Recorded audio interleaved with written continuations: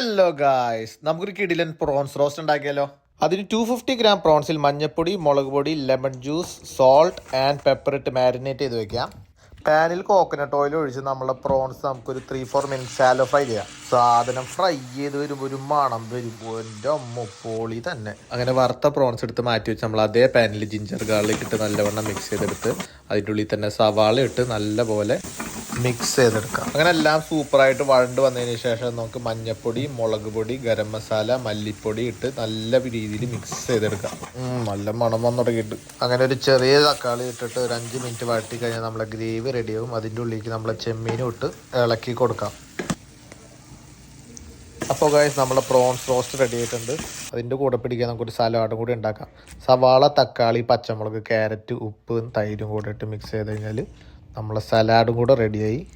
ഇനിയാണല്ലോ നമ്മളെ main part, food അടി. അപ്പോൾ സാധനം കഴിച്ചു നോക്കി, പ്രോൺസ് റോസ്റ്റ് അടിപൊളി. പറ്റുമെങ്കിലും ഉണ്ടാക്കി നോക്കാം. അപ്പോൾ അടുത്ത വീഡിയോ വരുന്നവരേക്കും ബായ്.